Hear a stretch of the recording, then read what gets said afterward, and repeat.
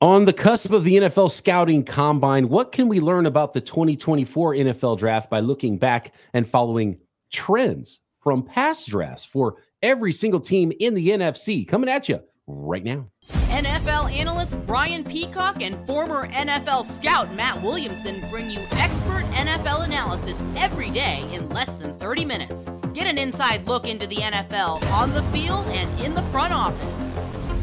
With elite breakdowns, next-level analysis, and in-depth information only for the real NFL fans. This is Peacock and Williamson, and it starts now.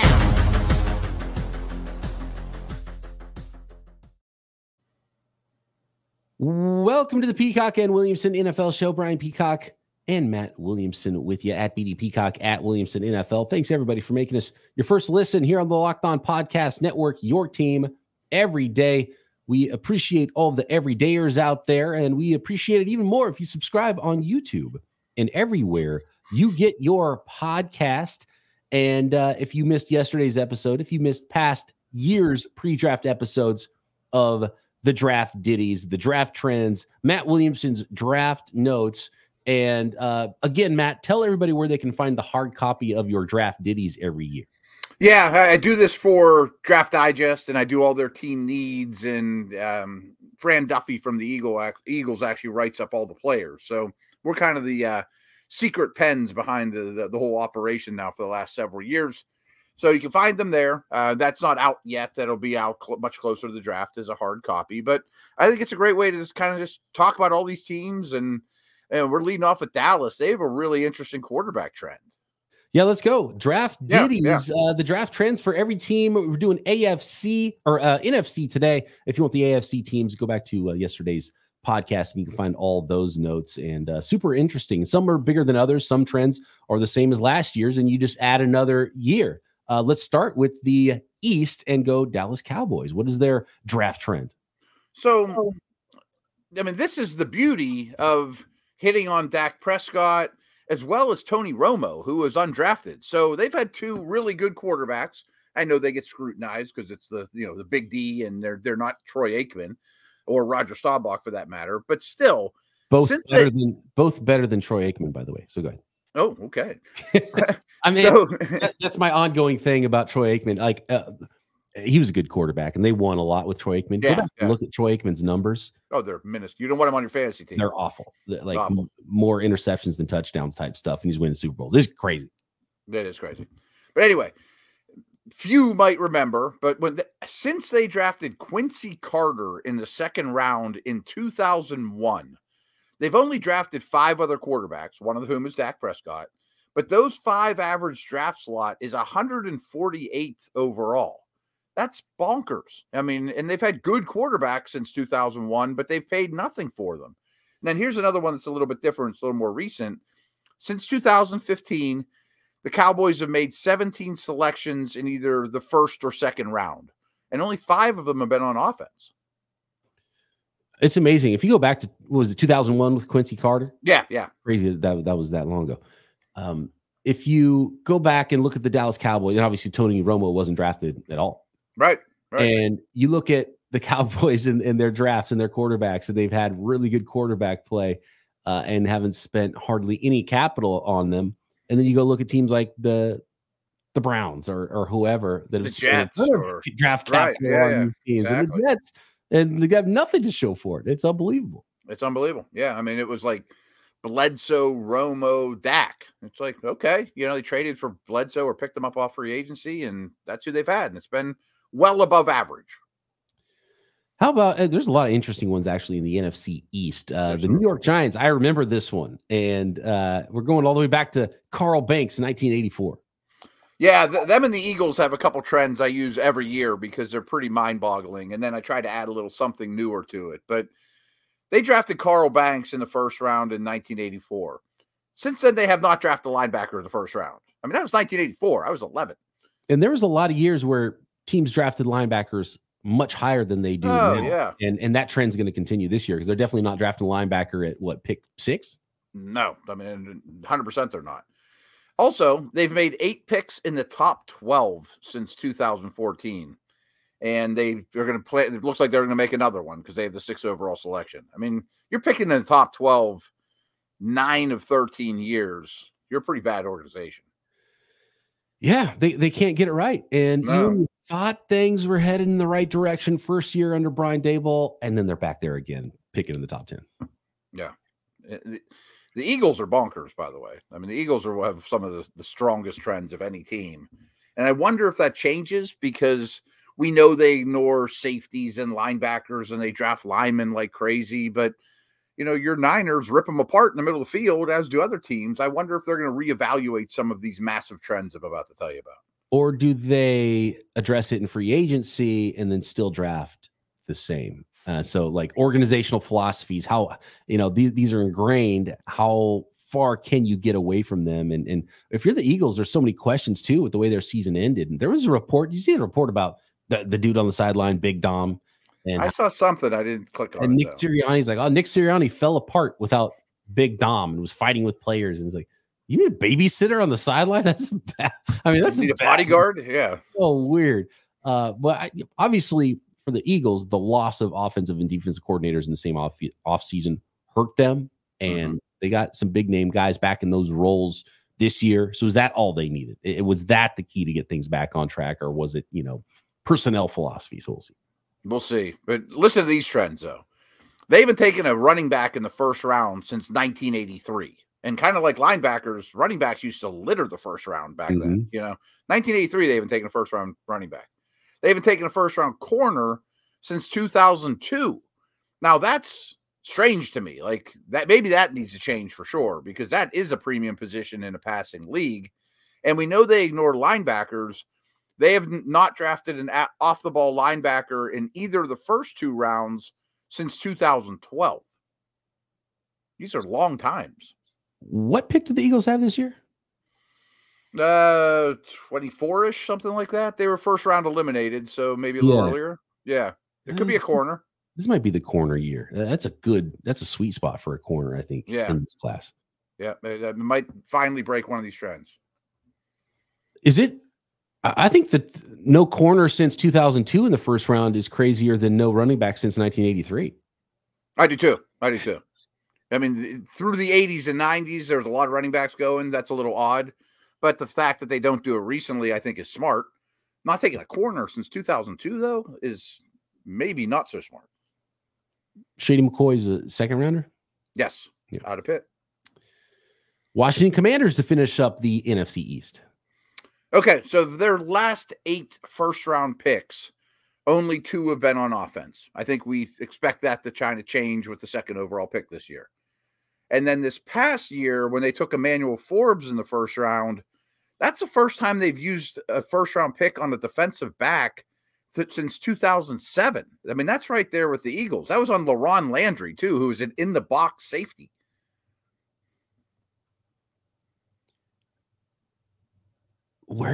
I can't. I guess it's not surprising. I'm drawing a blank. I'm trying to think of cover guys in Washington since that time, since LaRon Landry. Yeah.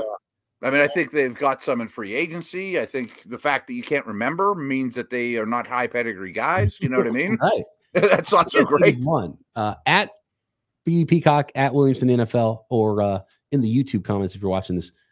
We're not talking about Darryl Green. I mean, Yeah. We're talking about Champ Bailey. Yeah, right. Champ Bailey, and one of the worst / best trades ever. No doubt. Okay, so next we are going to get to the rest of the NFC draft notes, draft trends for every team in the National Football Conference. Next up, Chicago Bears in the North.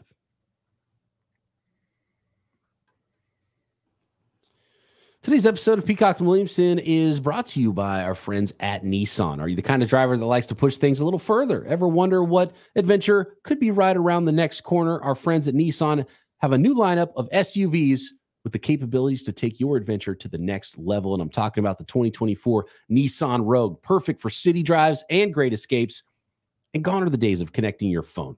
Google Assistant, Google Maps, Google Play Store are all built right into the 12.3-inch HD touchscreen infotainment system. The 2024 Nissan Pathfinder has room for up to 8, an expansive cargo capacity, and advanced available 4x4 capability as well. We're talking a 284 horsepower and up to 6,000 pounds of towing with the Pathfinder. When adventure calls, the Pathfinder is there to answer.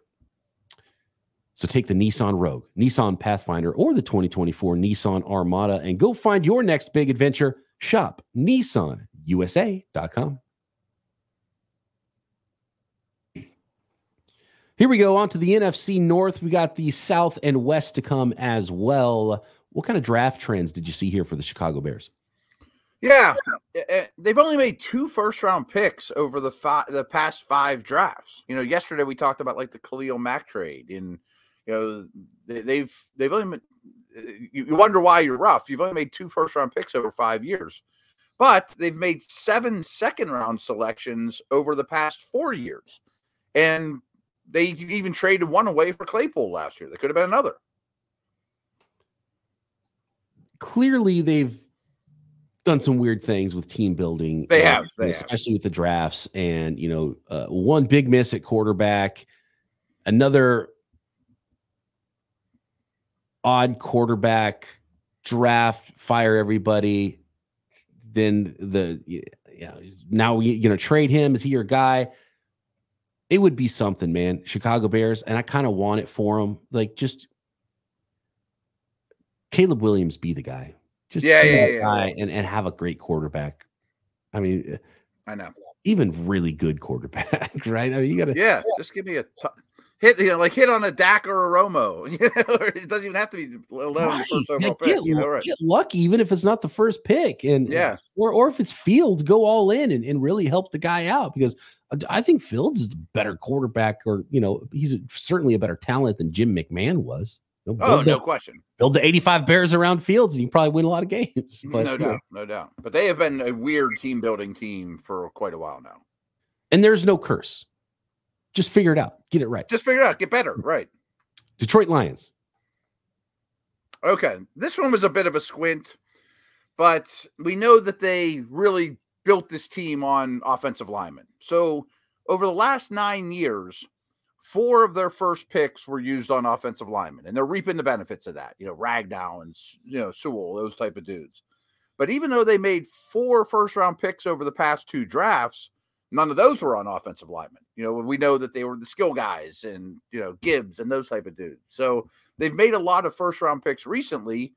They have a history of adding offensive linemen in the first round, but not both. You know what I mean? Yeah, interesting. I wonder if they'll focus more on the premium positions this year. And, we were critical. They got good players, but their first 4 picks, even in the second round last year, were all non-premium positions. Not O-linemen, for sure. Right? Yeah. And again, not premium positions. They got some really good players. And the thing about premium positions is they get expensive. And Daniel Jeremiah recently talked about Brock Bowers this year and using a top 10 pick on a tight end. You throw away the value of a rookie contract when the rookie at that position is already making top of the market money. Yeah, he's making the same number as you would franchising him. Yeah, like if Brock Bowers is going to make franchise tag type tight end money, that should be reserved for someone in his 5th or 6th year that's the best tight end in the league. Defense, though, right, for the Lions? I think corner is almost a lock, unless they happen to land a big dog in free agency. But Sutton's okay, but they need another corner bad. Corner run late round 1, calling it. Yeah, yep. Green Bay Packers. Green Bay is pretty interesting to me as well, because you talk about a trend. They've, with the exception of Jordan Love in 2020, every one of the Packers' first picks have been on the defensive side of the ball since 2011. I mean, they draft a defensive player every year. We all know Rodgers never got a first-round receiver. Yeah. All Rodgers got the only thing he got in the first round was Jordan Love to replace him. That's the exact thing I thought of. Was like, man, it's hilarious because, right, here's the year we're gonna draft offense. We're gonna help out Aaron Rodgers. Oh no, actually, we got the guy to replace you, Aaron Rodgers. Exactly. And then this is a little crazy too. They drafted 13 players last year. That's the most in this organization has had since 1991. You bring 13 players in, and we saw it. They got better and better as the year went on. Yeah, a lot of young talent. I mean, that offense could be crazy. And I'd like a lot of those wide receivers they got in there as well. Tight ends. I mean, that could be a lot of fun if Jordan Love really is the real deal, like he looked like in the second half of last year. Look out. And maybe they got the right defensive coordinator to make all those first rounders on defense play the way they should. Absolutely. I mean, they even had Wyatt and the two Georgia dudes 2 years ago. Two of them were first-round picks. The linebacker and Wyatt. Finishing up the North with the Minnesota Vikings. Yeah, they only took 6 players last year, which is very, very un-Vikings-like under this regime, because over the 4 classes before that, they drafted 28 guys, 9 of which were in the first or second round, which leads me to the thought of, shouldn't you be better then? I mean, like, I mean, that's why they selected 6 guys last year. Was like, you know what? The other strategy wasn't working. Like, how do you have so many throws at the dartboard and still miss? Yeah. I mean, 9 picks in the first and second round over 4 drafts and 28 picks. A lot of them aren't even with the team anymore. Although some of those were like, there were a lot of late ones, like 4 7th rounders. They did one year was really goofy. Like, there's not even room on the team for all those guys. Like, that's a bad strategy. Yeah. You can go too far in that direction. We'll get to the Rams, who kind of have a similar strategy, but have done it, I think, a lot better than the Minnesota Vikings have. Next up, though, is the NFC South and the Atlanta Falcons, who still need to figure out quarterback. They're a headliner here. So they took Desmond Ridder, 74th overall. Remember, he really was not that high a pick. That was 2020. And before that, though, the last time they took a quarterback was on Sean Renfree, who I've never heard of, with the 249th overall pick.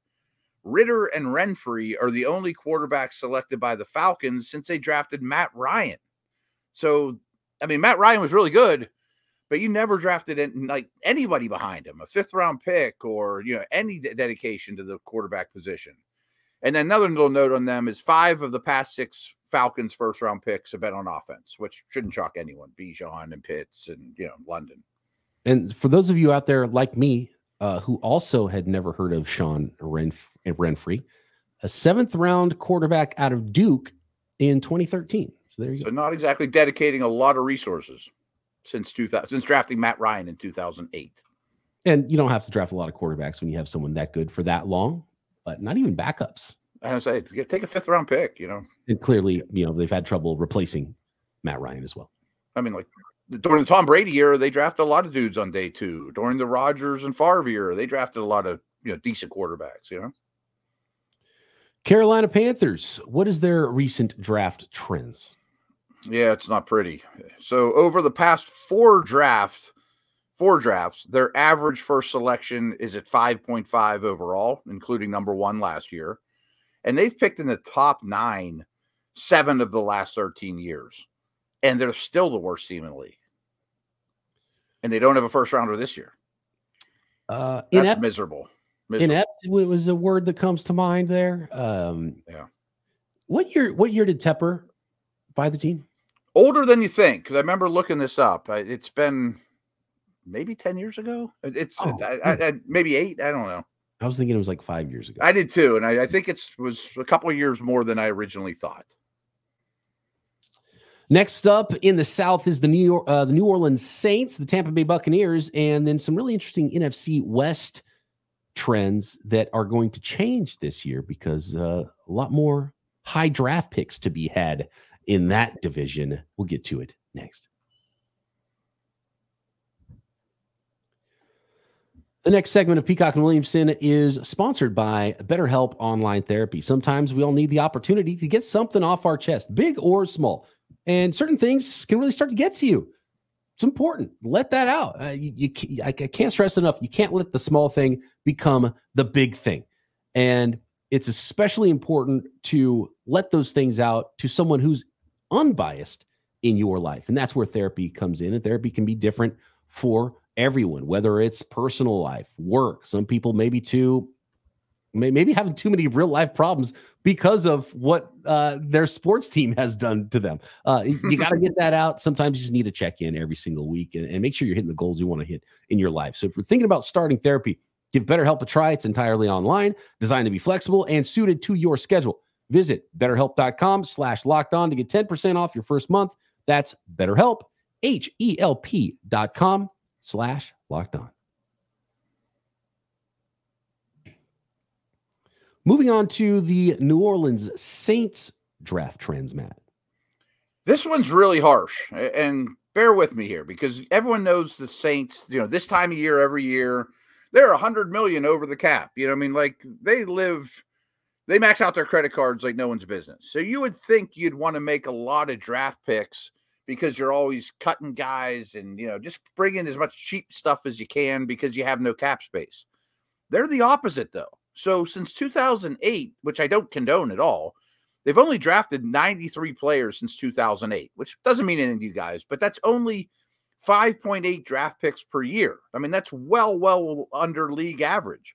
And over the past 5 years, they've only made 27 draft picks over 5 years, and 9 of them were in the 6th or 7th round. It's a little bit of the stars and scrubs approach. It's a little bit of unrelenting in, look, we're going to restructure. We're going to do everything we can to not blow this thing up. And I think it'll be fair to start to look at the end of the Sean Payton era. At what point maybe they should have said, okay, let's reset this thing and go through a full rebuild, because I'm not sure the Saints are, any better off right now than they were, 2, 3, 4 years ago. And you're kind of treading water at that point. Now this blows you away. I was born in 1973. I'm an old man. But the last time the Saints used a 1st or 2nd round pick on a quarterback was on Archie Manning in 1971. They've never done it in your lifetime. 1st or 2nd round. That is hard to believe. 1st or 2nd. For any NFL team for 50 plus years to not select the most important position in your sport in the 1st or 2nd round is kind of wild. Over 50 years. That's insane. Right. Yeah. And I don't know how you do it. I mean, they got Breeze for a pick, or they in free agency. And I mean, there was a lot of years they were the Aints, that they were a horrible team when I was a kid. They were the worst organization. But even Breeze, that was only a 5th of that time. Yeah, right. Carr didn't cost them a 1st or 2nd round. They didn't draft him. They didn't draft Brooks back in the day. I mean, they don't use high picks on quarterbacks. How about the Tampa Bay Buccaneers? They have now used a top 50 pick on a defensive player 8 years in a row. And in 4 of the past 6 drafts, Tampa's first selection has been on a defensive lineman. Since 2018, they have made no fewer than 6 selections, but no more than 8 players drafted in any of those classes. So they've never had a really big class or a really small class, but they have used a lot of resources on defense, especially linemen, Vita Vea, quite a few of them of late. Let's move on to the NFC West to finish up the NFC portion and to finish up Matt Williamson's 2024 draft ditties. Trends in the West, a lot of 1st-round picks to happen in this division where there's been the fewest 1st-round picks in recent history, and the Cardinals have 2 of them, right? 2 of what's that? I'm sorry. And the Cardinals have 2 1st-round picks this year, don't they? They do. They do. 2. And I think they're starting to figure it out. They took Paris Johnson last year. Great. But before that, they had 5 1st-round picks over 6 draft classes.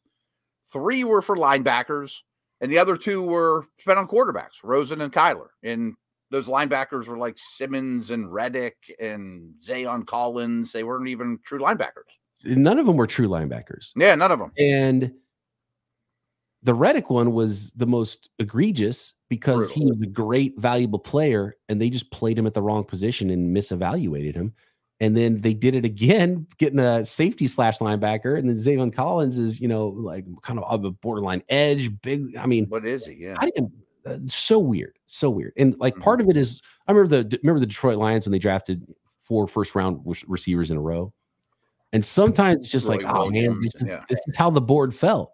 But it would have been a mistake to not draft Calvin Johnson, even though he was the 4th of those. That was the right one. Right. Like, is the right linebacker there for the Cardinals at pick 27 or whatever it is that they have in round 1? I don't know, but does that make? I think this regime just gets it much better than the old one did. I'm bullish on this regime. I think Cardinals fans should be excited about the direction things are going there. And the Rams have a first-round pick, Matt. Yeah, they do. But the last time they've had a first-round pick was on Jared Goff in 2016. That has to be the longest stretch in the Super Bowl year a team has gone without making a first-round pick. It has to be. I mean, Jared Goff's entire career. But we mentioned this yesterday. They're still really good at making picks. I mean, despite not having a selection over in the first round over the last 6 years, they average just under 10 players brought in via the draft per year anyways. So they do get a lot of middle-class cheap talent. And they also drafted 14 players last year. And we're starting to see some of those players play well. And even though they're not household first-round names or big-time free agents, they probably have a better roster. They definitely had a better roster than it looked like going into last year. And they still have some star power to show for it, even though they lacked those first-round picks. But it's important to have those high picks and get high-end talent, especially at certain positions. And so, but who knows? Maybe they're going to trade away picks. People always say Les Snead doesn't like picks. He loves picks.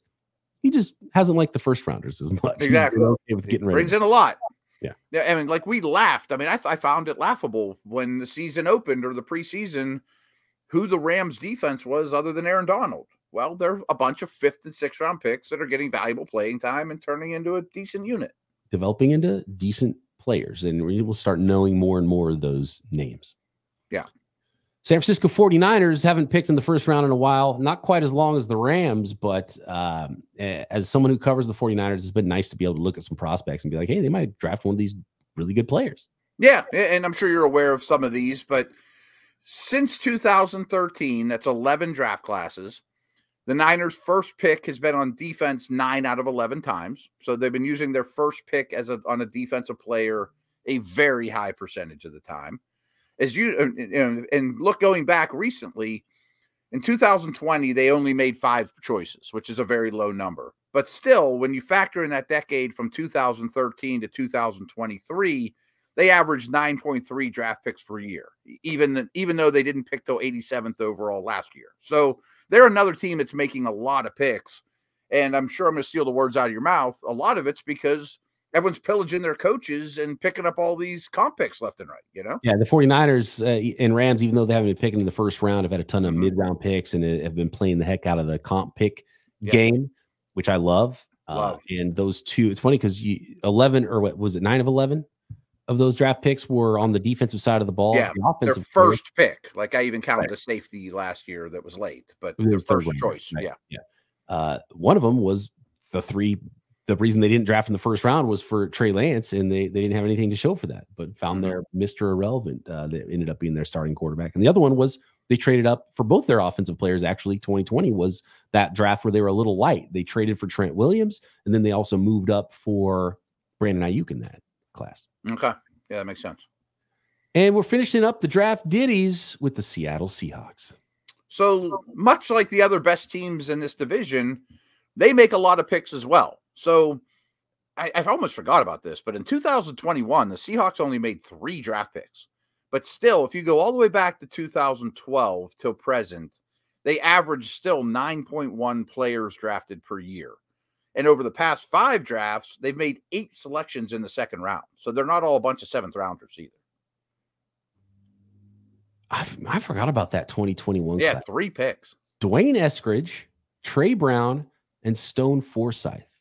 Where did the picks go, though? Jamal Adams. Oh, ouch. Yeah, yep. Oof. That's troubling. Yep, that one hurt. They had a stretch there where they traded picks for Jimmy Graham, Percy Harvin. They did a lot of that there for a while under Carroll. Yeah, they were trying. And then they dumped Wilson, and now they're taking the other side of it. Right, and we see which strategy works better, don't we? Yeah, going all in for Jamal Adams is not the right call. Yeah. I mean, I love Jamal Adams too. Early career Jamal Adams. I loved him coming out of LSU. Yep. Obviously injuries and he's just kind of the wrong style of current NFL safety. Who knows? Maybe he resurrect his career as a linebacker somewhere. It's better to draft Cam Chancellor in the 5th round than it is to give up multiple high picks for Jamal Adams and pay him like crazy. Yeah. Legion of Boom 2.0 didn't come to fruition. And after an amazing class in 2022, didn't quite follow it up. And that ties into the Texans, who had the best draft class last year. You got to keep that going. You got to follow it up, and you got to keep developing those guys. Plexiglass principle, right, man? Absolutely. All right. That's the draft notes, the draft trends, Matt Williamson's draft ditties for 2024. If you see any other trends, let us know about them at BD Peacock, at Williamson NFL. Drop a comment on YouTube. Matt and I back Monday. Combine preview time. Matt's on his way to Indy. Talk to you then right here. Peacock and Williamson.